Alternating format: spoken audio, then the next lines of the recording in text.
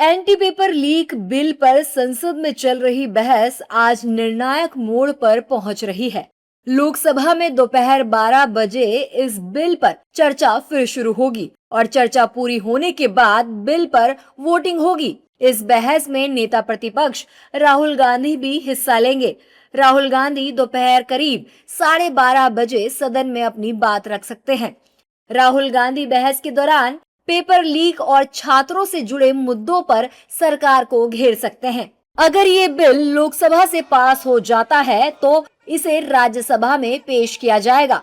सरकार इस बिल को परीक्षा व्यवस्था में सुधार और पेपर लीक जैसी घटनाओं पर लगाम लगाने की दिशा में बड़ा कदम बता रही है। डेमोक्रेटिक सेटअप में हम डेमोक्रेसी को बिलीव करने वाले पार्टी है। हम कोई एक फैमिली और एक डिक्टेटरशिप वाला पार्टी नहीं है।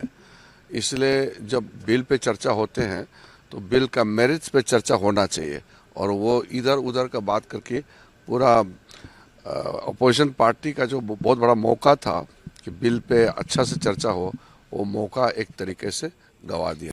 कि अब टोटल अपोजिशन बिल पर कोई एक बात नहीं रखे।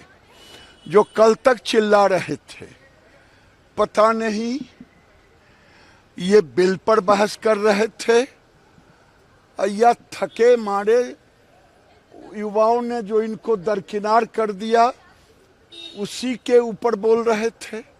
मुझे लग रहा है ये बेशर्म की तरह बिल पर एक शब्द भी नहीं। इस तरीके की घटना फिर से ना घटे, इसके लिए आदरणीय प्रधानमंत्री जी ने बहुत जल्दी बिल लाने की बात कही थी और बिल आ भी गया। लोगों से सजेशन भी मिल रहे हैं। एक हाई पावर स्टीयरिंग कमेटी भी आदरणीय प्रधानमंत्री जी ने गठित किया है। फास्ट ट्रैक कोर्टों में आगे आने वाले समय में पेपर लीक का अगर कुछ घटना घटती है तो उसका विचार होगा। तो सब मिलाकर मैं मानता हूं कि हमारी सरकार प्रतिबद्ध है कि इस तरीके की घटना फिर से ना घटे। इस बिल को लेकर सरकार की खींचातानी भी कम होने का नाम नहीं ले रही है। विपक्ष सरकार से जवाबदेही तय करने की मांग कर रहा है।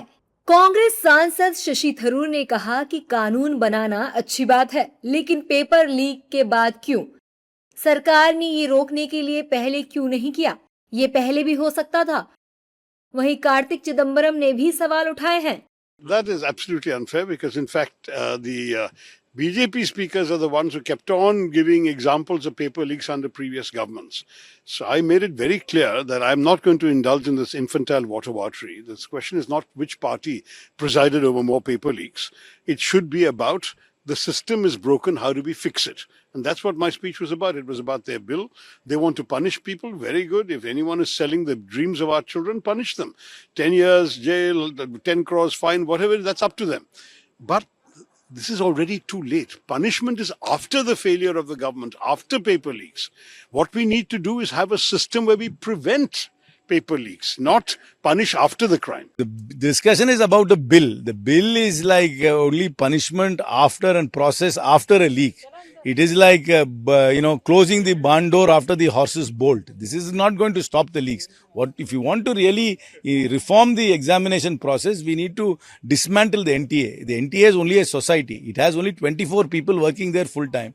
It has no capacity to run multiple exams throughout the country. And the centralization of the examination process also means if there is some fault, there is a national failure and a single point contact which will create a huge failure. It is better to decentralize it. Paper leak bill पर चर्चा के दौरान सदन में सरकार विपक्ष के बीच तीखी बहस देखने को मिली। कांग्रेस सांसद गौरव गोगोई ने सवाल उठाए कि पहले भी कानून बने, लेकिन पेपर लीक की घटनाएं नहीं रुकी। प्रियंका गांधी ने पूर्व शिक्षा मंत्री धर्मेंद्र प्रधान के स्वागत पर सवाल उठाए। अखिलेश यादव ने पूर्व मंत्री के इस्तीफे को छात्रों की जीत बताया और असदुद्दीन ओवैसी ने सरकार पर युवाओं से जुड़ाव कमजोर होने का आरोप लगाया। सदन के भीतर तीखी बहस के बीच बाहर एक अलग नजारा भी देखने को मिला। अब सभी की नजर बुधवार की लोकसभा कार्रवाई पर है, जहां चर्चा वोटिंग के बाद साफ होगा कि ये बिल कितनी तेजी से अगले चरण में आगे बढ़ता है।